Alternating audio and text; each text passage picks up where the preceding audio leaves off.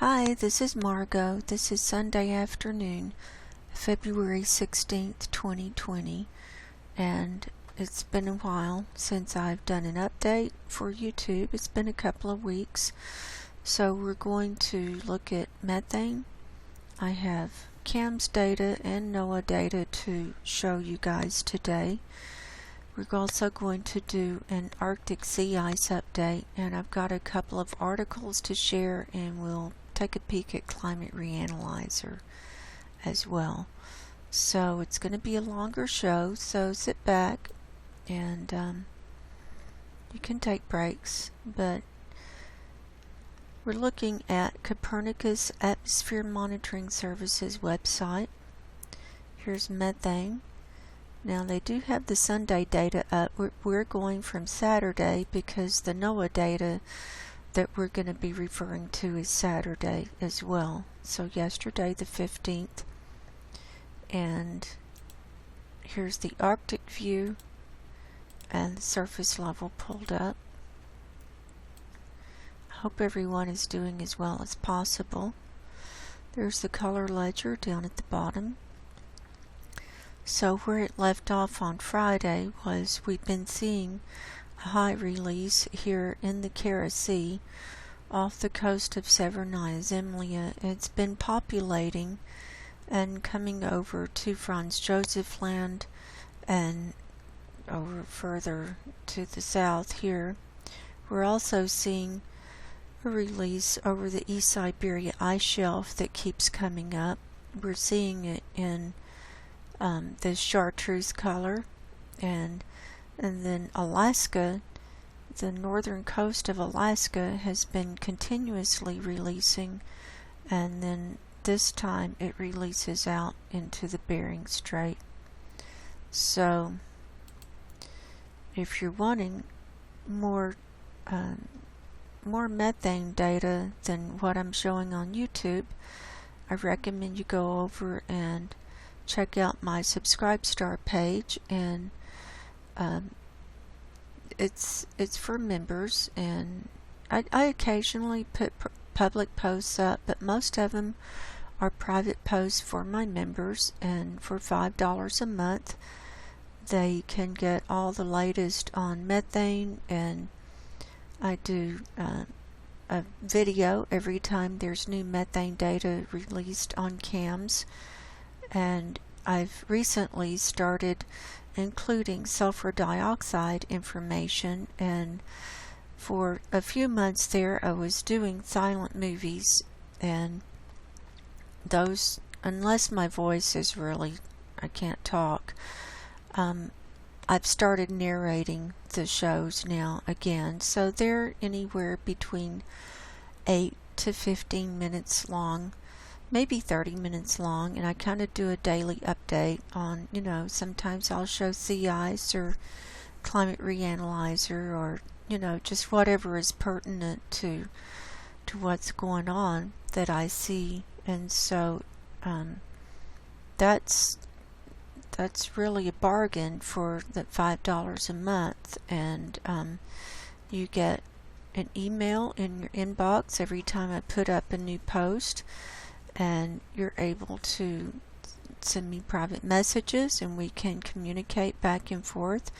You're also able to comment on the videos, and then if you would like to donate, in addition to the $5 a month, there is you can also donate more.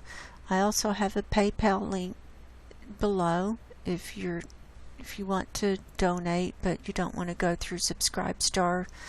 If you want to contribute to my the cause here, then that would be greatly appreciated, because I don't make any money off of this on YouTube. I've never been monetized, and I probably never will be, but that's okay. So that's kind of where we're at. So as you can see, it's populating here in the Kara Sea quite a bit, and what was coming up over to this east side of Novaya Zemlya, it just seems to have disappeared or kind of moved up here to to the northern part, but we are seeing that releasing and moving out. But this is pretty disturbing off this north coast of Alaska, and you can see it move across. So the data is for Saturday, and then the forecast period is Sunday through Wednesday. And then in the latter part of the forecast period, you can see this high release coming up there in the Bering Strait.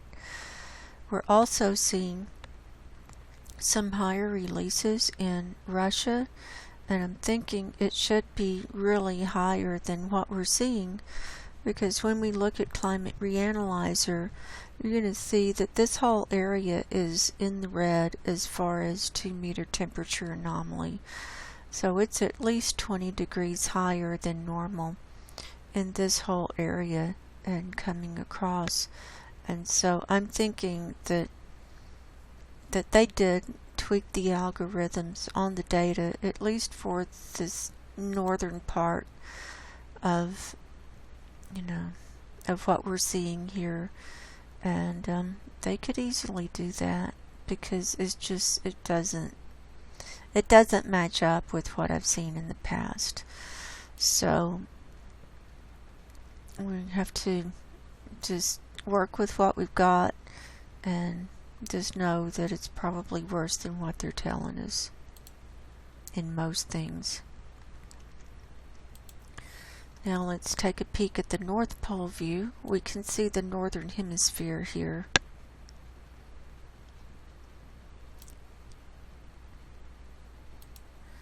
We'll load this up. We're seeing India is having high releases. It's being covered up daily with high releases, and also in the Indian Ocean. China still has quite a bit, although at the beginning of the period it's a lot less, and I'm thinking because they had they shut down the industries and stuff for a while, and then in the forecast period it's coming back. I don't know why that is, but when you see the NOAA methane data, it did go up this week, and the week before last it went down very slightly, but you're going to be surprised to see the NOAA data. We had a significant increase at that 477 millibar reading. We're also seeing here in the Persian Gulf, it's pretty bad. Now that's where they have a lot of oil. That's the center of the oil wells and trade and stuff like that. And it's coming back in Europe. Also in the United States, we can see it blossoming up from about the Midwest all the way over, and California is still covered up in methane.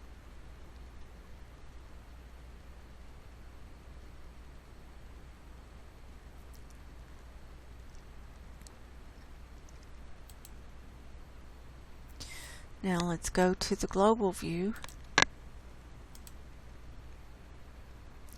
Also, in my daily updates on Subscribestar, I've started tracking sulfur dioxide and matching it up with earthquakes, and have found evidence of movement of the the plates, especially down here. This Antarctic plate is shifting, and it's releasing sulfur dioxide, and we can see that before the earthquakes happen.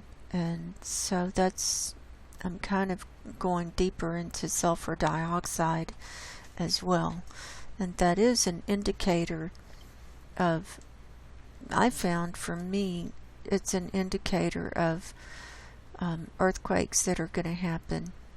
And because before the earthquake happens, the plates start moving, and then we see a release of a lot of sulfur dioxide, and it's a pretty quick release, and it goes up past the surface up to about the 500 millibar reading is where you see it, and then it has the signature of an exclamation point.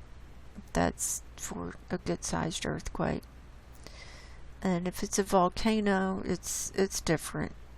But anyway, I'm kind of, exploring that more on my Subscribe Star page as well.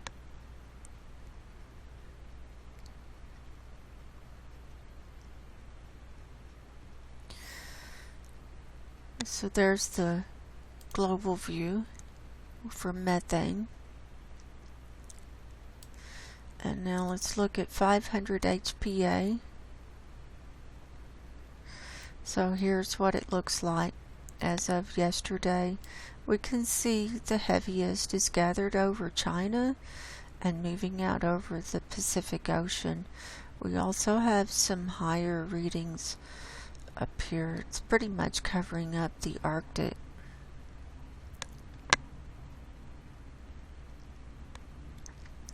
That's about halfway up in the atmosphere.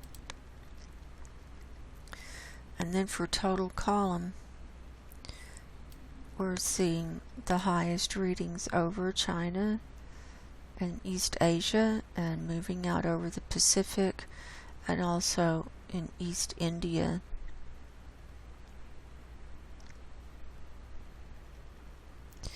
And just to take a peek at sulfur dioxide, we were seeing, I know there have been a lot of reports about high sulfur dioxide readings coming out of China and specifically Wuhan and some of the other cities there because of the crematoriums burning. But I haven't seen significantly higher readings. Let's see, what was I going to look at? Eastern Asia. That's what I wanted. But we can see that it's gathered and it's gone total column, and it's moving out. This was over China, and now it's moving out across the Pacific. Now these high readings, this is in China. There was an earthquake that happened here, and this is southern Kazakhstan, and this has been continuously going off for the past few months, and I have a theory about that. But anyway, it's not proven. It's a theory. And then if we look at the Pacific view,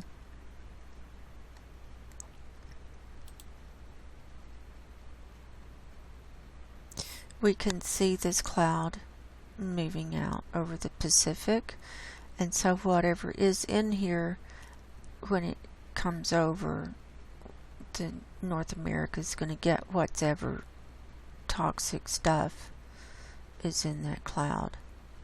There's a lot of toxic stuff in there, including methane.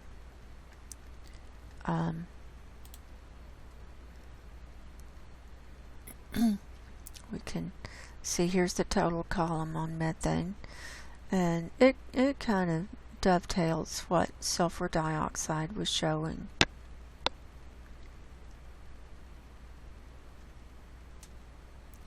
So there's that. I'm going to go back to the global view for right now, and now let's look at the NOAA data.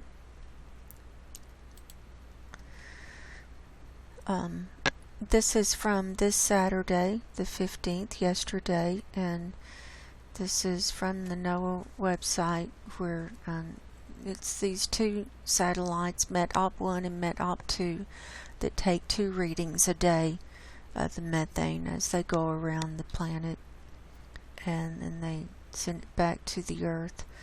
So for yesterday, for the morning, and it says 469 millibars, but it's the 477 GIF that you have to click on to get to this point. So that's why I call it 477. The mean was 1876.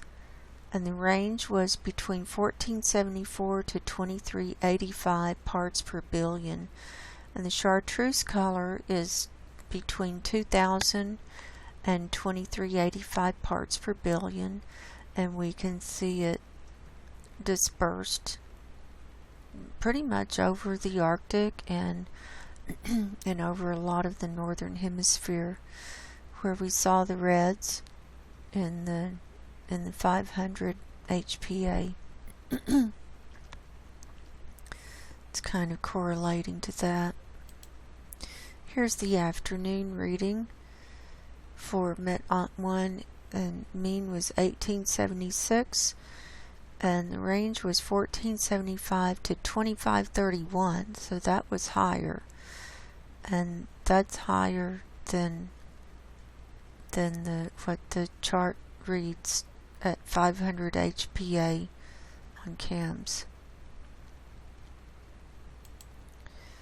And then here's the Met-2 satellite for the morning. The mean was 1857, and the range was 1442 to 2281. Look at all the missing data. All the gray is no data, and so I don't see how they can have, do it accurately without all that no data. But anyway, we'll do the best with what we've got. And this satellite traditionally reads lower than the Met-1 satellite. Here's the afternoon reading for Met-2. The mean was 1855, and the range is 1466 to 2290 parts per billion.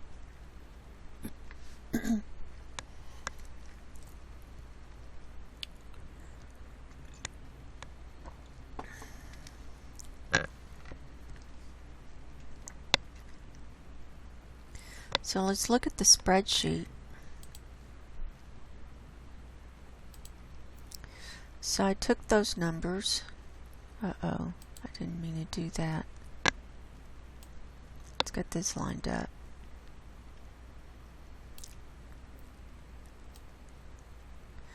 So I took all those numbers and added them up and divided them by 4, and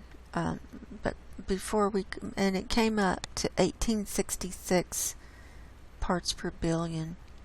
Now, last week, when I didn't report, I still took the reading, and it was 1863.25 parts per billion, and the week before that was 1864. So last Saturday, on the 8th, it was still going down. It went down 0.75 parts per billion that week. The week before, it had gone down 3.5. So it was, and it had been going down since mid-January. Well, from the 18th on, it gone up a little bit. It gone up quite a bit the first part of January, and then it went back down. And then this week, 1866, and so that's up 2.75 parts per billion from last Saturday. And so we can see on the chart, here we are, and here's where it's gone up this last week. Here's where it went down that 0.75, and here's that big drop of 3.5. So, since March 1st of last year, when I first started keeping track of this, we're still up 8.75 parts per billion since March 1st. So, we've almost been tracking this for a year, and we're coming up on a year, and so it will be interesting to see where we're at on March 1st. But so far, it didn't go down even as low as where it was on March 1st, and it had already started going back up. So we're seeing the trend of the methane increasing year by year. So there's that.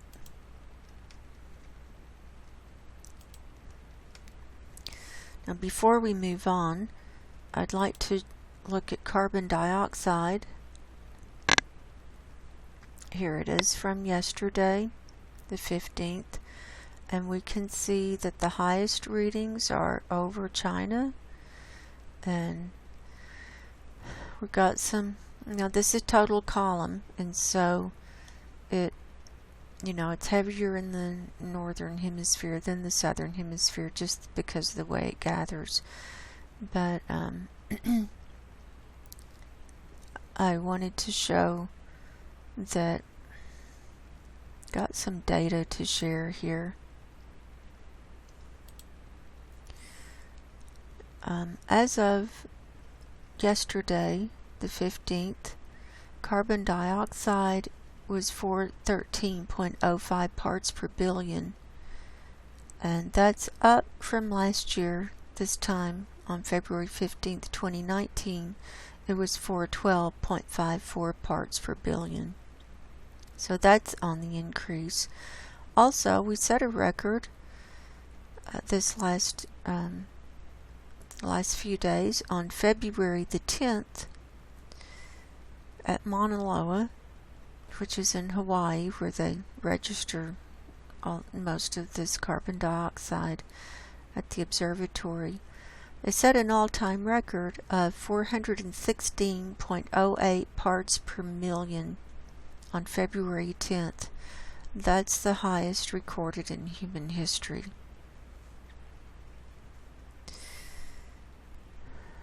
The highest before that, the highest weekly, was back in May of last year. It was 415.39 parts per million. That was the highest ever. So we can see that carbon dioxide is still going up too. Alright. Now, let's take a peek. What do I want to show next? Oh, while we're here, here's an article. Antarctic temperature rises above 20 C for the first time on record. And this is on Seymour Island, which is on that western archipelago tippy point. Scientists describe 20.75 C logged at Seymour Island as incredible and abnormal. There's a picture with the sea ice all broken up. The Antarctic has registered a temperature of more than 20 C or 68 degrees Fahrenheit for the first time on record, prompting fears of climate instability in the world's greatest repository of ice. This was logged by Brazilian scientists at Seymour Island on February the 9th, and it was almost a full degree higher than the previous reading of 19.8 C taken on Sydney Island in January of 1982. It follows another recent temperature record on February 6th. An Argentinian research station at Esperanza measured 18.3 C, which was the highest reading on the continental Antarctic Peninsula. These records will need to be confirmed by the World Meteorological Organization, but they are consistent with a broader trend on the peninsula and nearby islands, which have warmed by almost 3 C since the pre-industrial era, one of the fastest rates on the planet. So they're talking about keeping it under 2 C. That's overall for the planet, but down in the Antarctic, it's already up to 3 C. And this Seymour Island is right down here on that tippy point. So I'll leave the link for that article below. But I wanted to show you something. This is part of my slideshow. This is from Saturday, February the 8th. This is from Climate Reanalyzer, and this is the 2-meter temperature anomaly map, and we can see the Antarctic here, and here's this western archipelago or peninsula, and this whole western side is in the red, and also down here on this southern side near the Ross Sea. And on that date, the Antarctic was 2.8 degrees higher than normal. So that was February the 8th.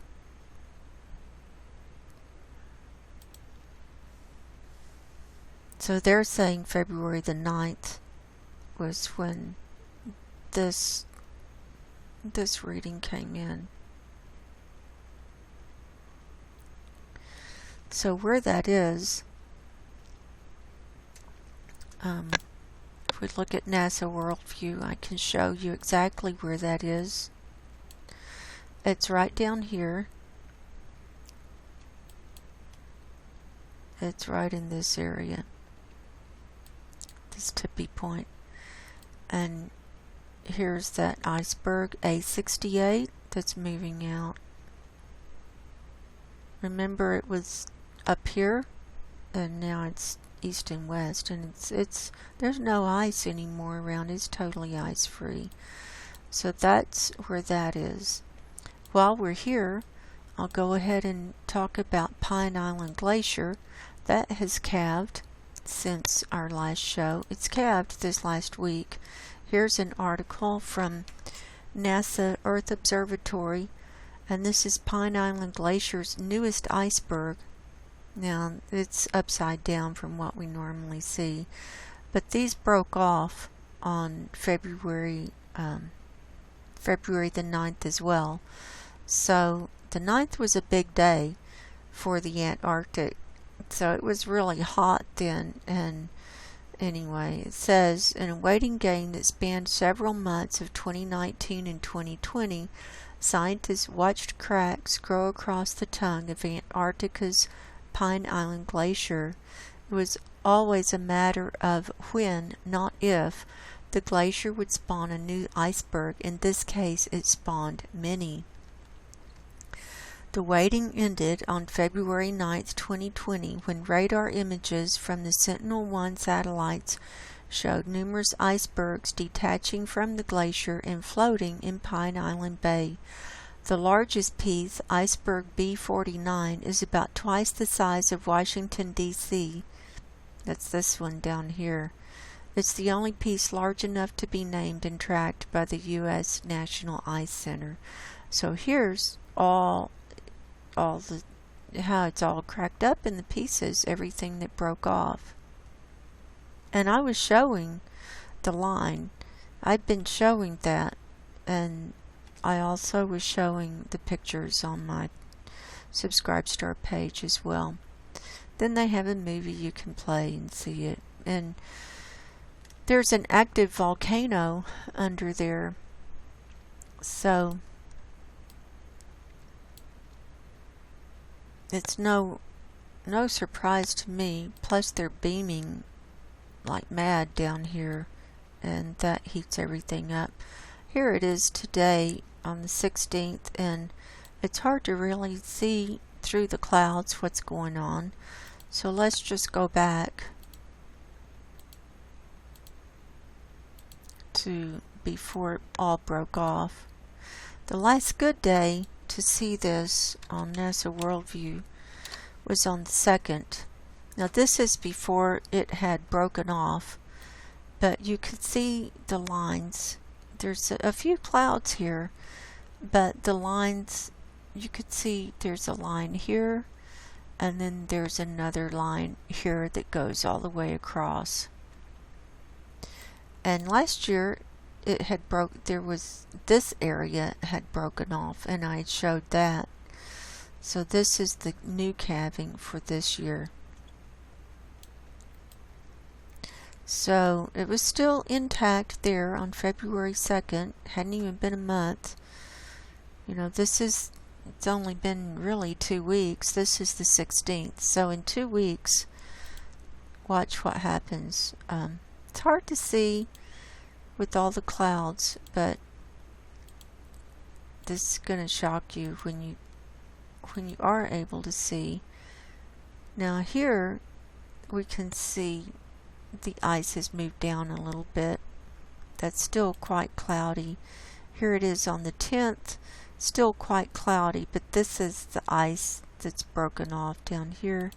Here it is on the 11th, and this is when I saw it, was on the 11th, and we can see the jagged edges of where it's all broken off. And here's this whatever it was, B68 or whatever they called it.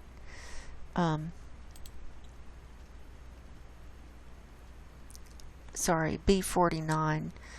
So you just have to flip the image around from NASA World View. And so this is B49, and then these are other icebergs and ice pieces, and they're all broken off and moving out, and there's no ice. All the ice next to all of this had melted long ago. Remember, they're still in their summer. Well, they're in their spring now. The sun is starting to go down a little bit. It's hard to see, but you can see here it is on the 13th. This is the B49 down here, and then this mass was the part that was up here. This is through the clouds.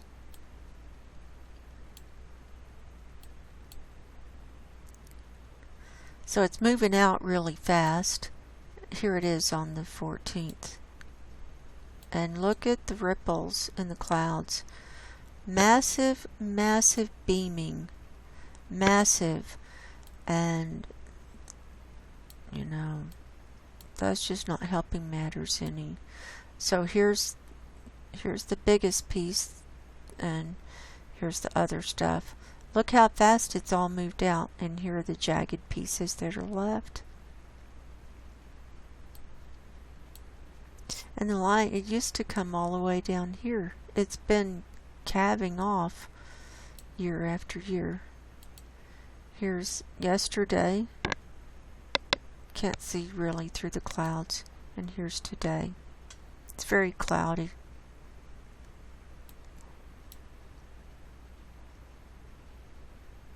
So that's what's going on with that.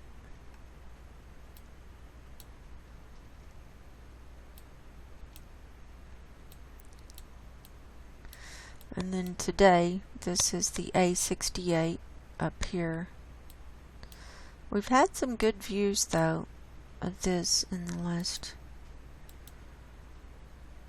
few days. That's a pretty good view. Here we go. Now look at this beaming. Just massive. Massive. It's cross-hatched and everything. So no wonder it's so hot down there.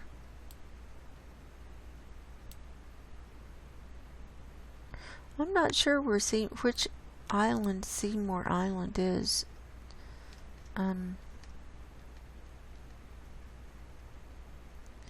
We can look at Google Earth.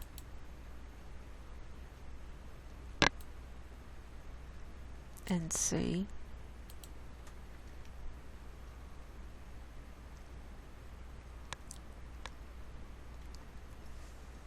I'm curious just to know which one it is.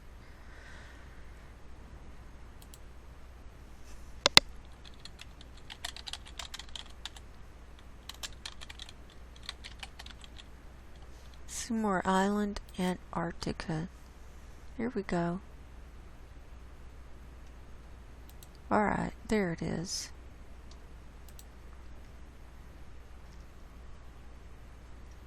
There's the base. That's what they were talking about. So it's this island here.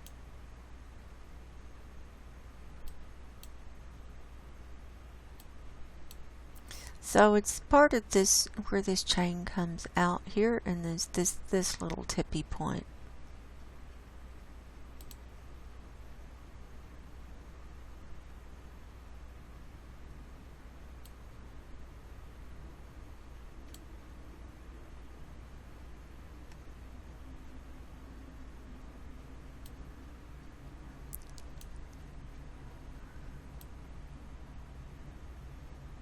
So anyway, it's down there, right down here.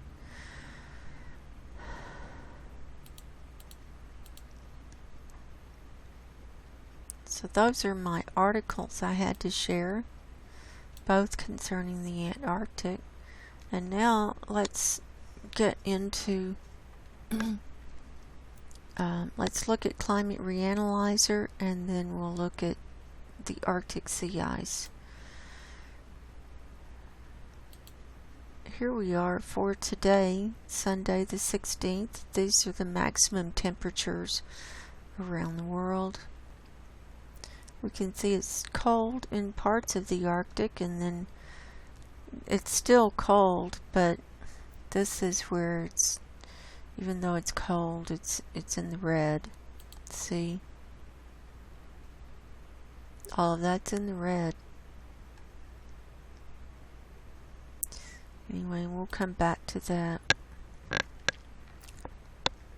Here's the global view. You can see Australia is still really hot. It's hot across Africa, South America. Of course, this is their summertime still, and it's winter. It's supposed to be winter up here. We haven't had any snow this month here in Reno, and very little in January. We got a whole lot of snow in November and December. We really had no winter in November and December, and it's been in the 60s here and sunshining. So, you know, I'm not going to complain, but it's just not normal winter. Of course, nothing's normal anymore. Here's our 2-meter temperature anomaly.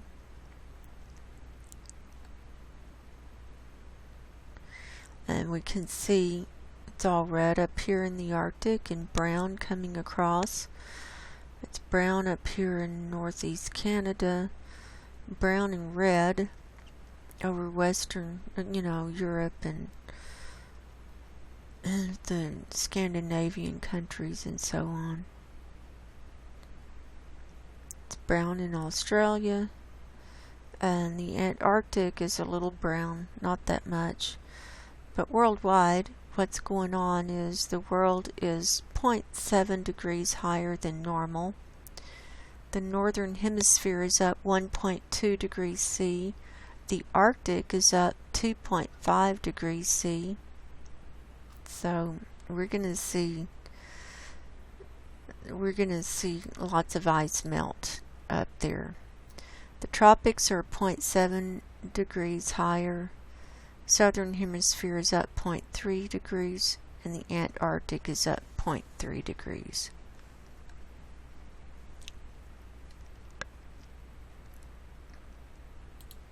Here's precipitation. This is rain and snow. We can see that it's, here's rain, big, a lot of rain over Europe and the UK, and here's Norway. It's getting snow and so on, and it's snowing up here in the Arctic. The blue is snow.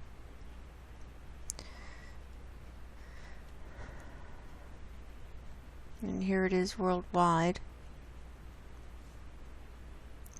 And it's actually, I was seeing rain down here in this last week or two, couple of weeks down here on this western peninsula. And that was probably when it was so warm. And normally it doesn't rain. And it gets very little snow in the Antarctic. And they get most of it right down there. We're seeing it is raining almost at the coastline over here. This is next to this is the Ross Sea and everything down there.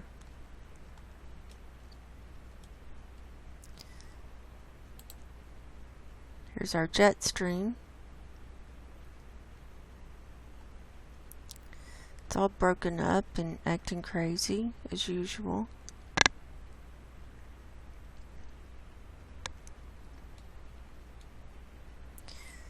Here's sea ice and snow cover.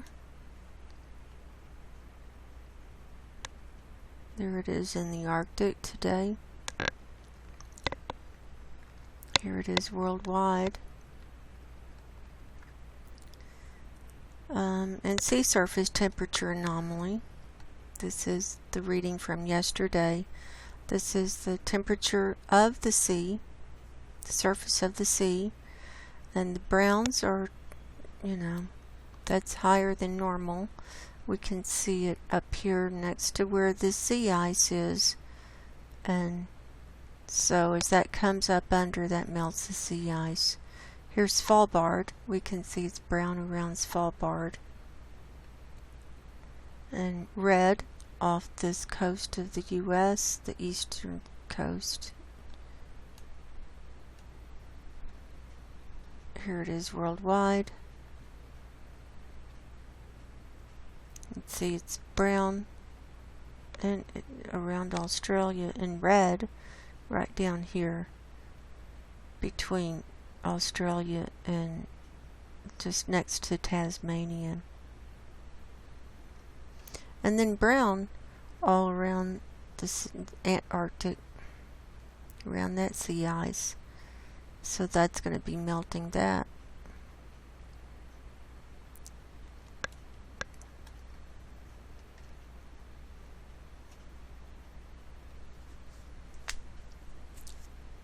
Okay, I prepared a short slideshow for you today.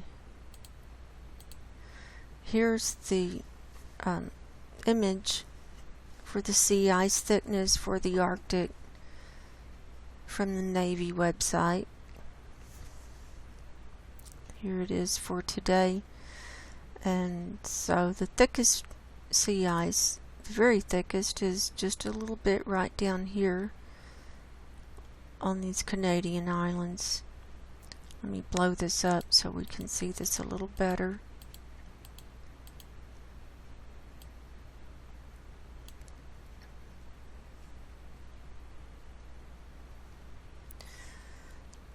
Not very thick, just a little bit of red here off the north coast of Greenland, and a little bit of red and orange down here. And this is, it's still dark up here, although the sun is coming up, and I'll show you that on NASA World View in a minute. But it's quite thin around these coastlines. The thickest it is on the coastline is over here on Siberia, and over here on Siberia.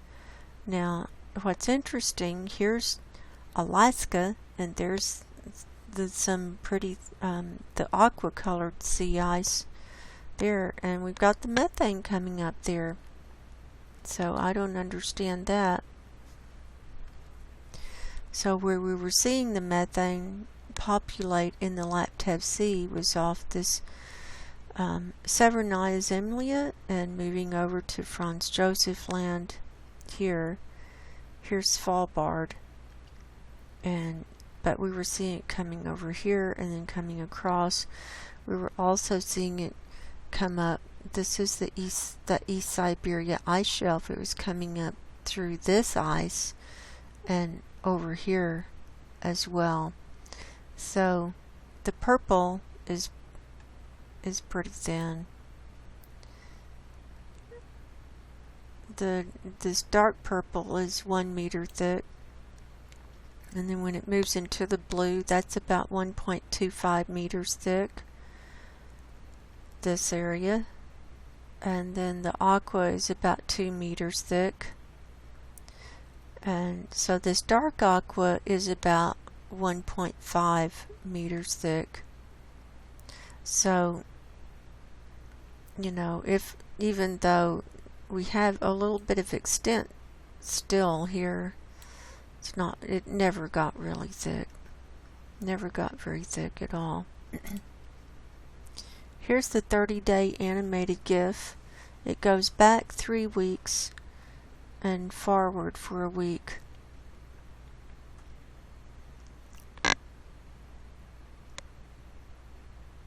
So it starts on January 24th, and my last sea ice report was January 23rd.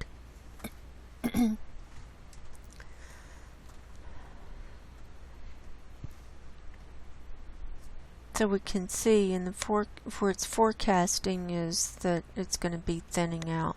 It's always already starting to melt around these edges. So there's that. I also created this animated movie for you. This is from NASA Worldview, and it goes back to January 21st. This is the sea ice and snow concentration in the Arctic from January 21st to February 14th. And where the blue is less concentrated, so we can see with the blue shifting, especially up here in this the Kara Sea and this Laptev Sea. See that? This is towards the end. It really is moving around a lot.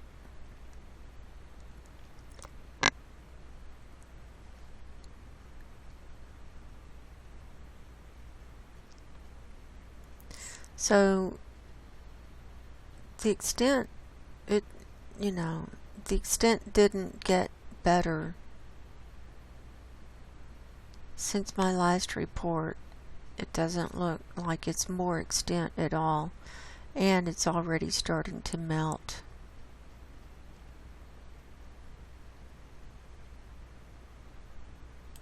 So there's that. Now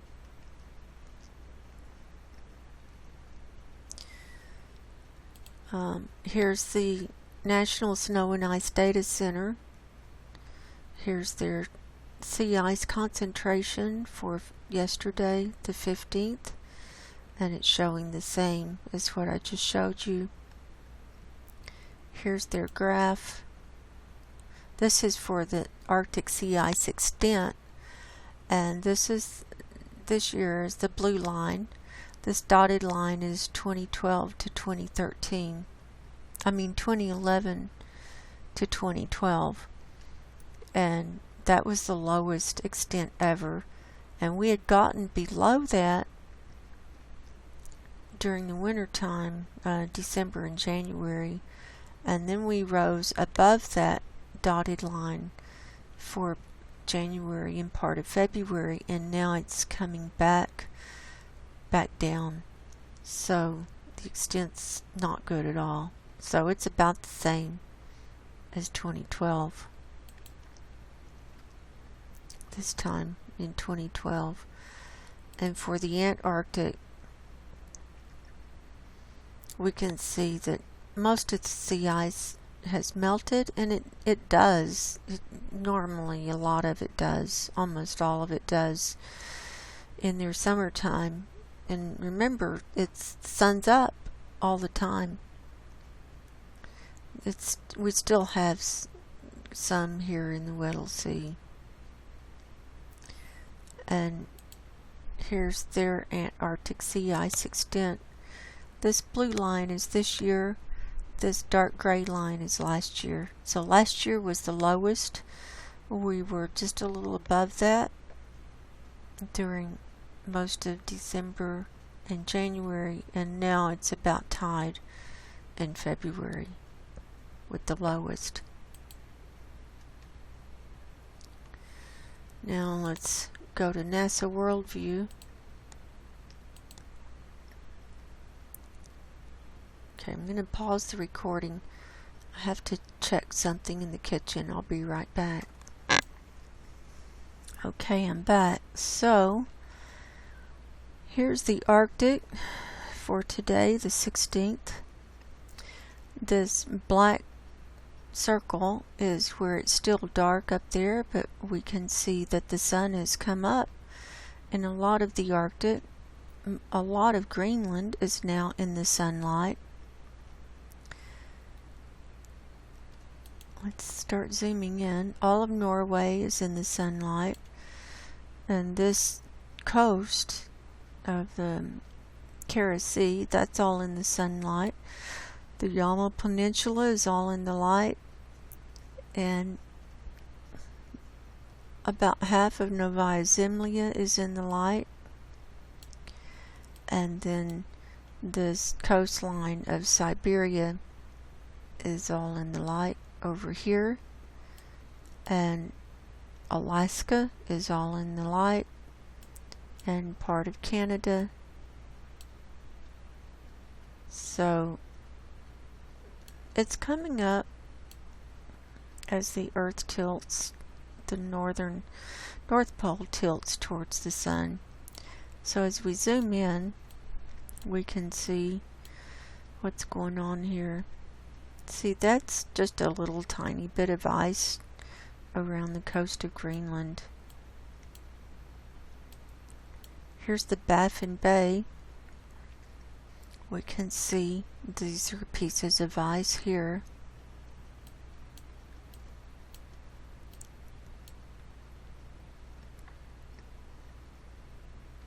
We're looking through clouds, but you can see the ice.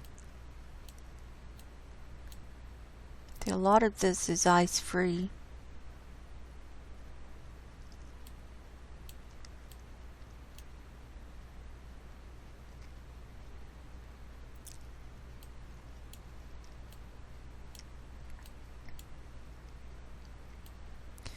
Let's move on over. There's Norway. This is Sweden. Here's Finland.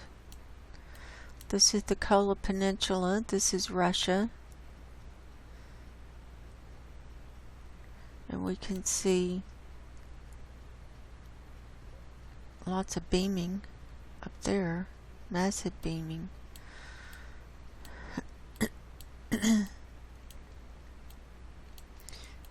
Here's Novaya Zemlya. And we're looking through clouds. This is the ice edge where it's there's a big break along the island and the ice. It doesn't come up to the coastline. There's a big break. Lots of wavy clouds there. Let's see if we can see. Now here's a little better view yesterday. We can definitely see. You know, I don't know if that's from an icebreaker. I doubt it. I don't know. Okay, going back to today, we can see. It's hard to see through all these clouds. So here's the Yamal Peninsula. And this is where the icebreakers go. There's a big oil and gas operation over here, and the icebreaker goes over there so they can do business in the dark and in the winter time. So a lot of these trails, these are from the icebreakers, I'm thinking.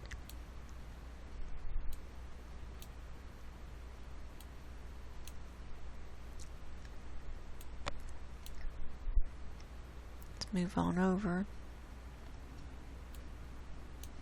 Here's some sea ice. That's where it's separated there.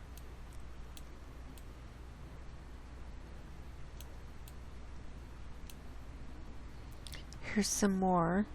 These, we can see the lines through the clouds. Let's go back. See if we can see something. Okay, if we go back to the 13th, we can see this a little better. So we can see this is broken up, and you know, it's not solidly frozen, obviously.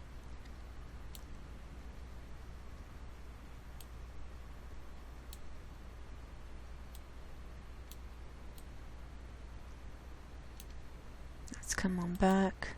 Here's the 14th. Here's the 15th. Now you can see the difference in the sunlight every day. Every day becomes, there's a dramatic difference in the sunlight. So here it is today. We can see the sea ice there.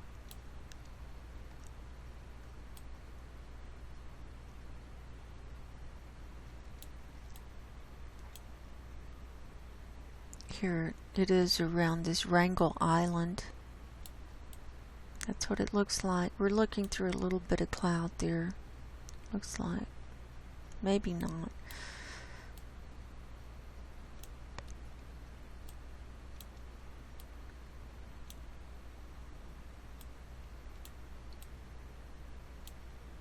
Here's the Bering Strait. And this is Alaska over here.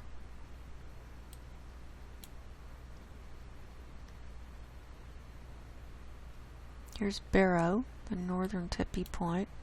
We can see the sea ice here. See these lines? These are called leads. Here's a big opening in the sea ice. Looks like.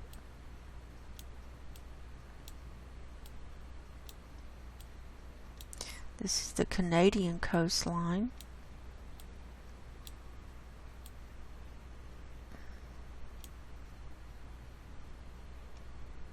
We can see the cracks here.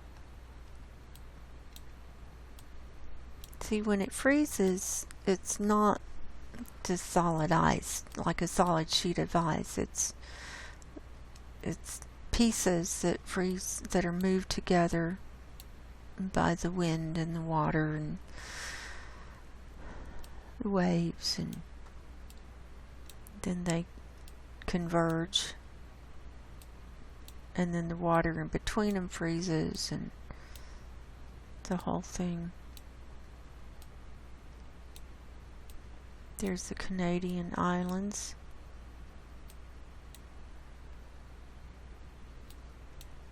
And then we're back to Greenland.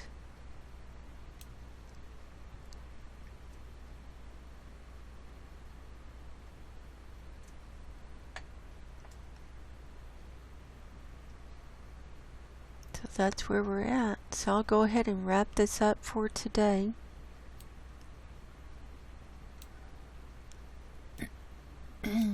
Again, my name is Margo.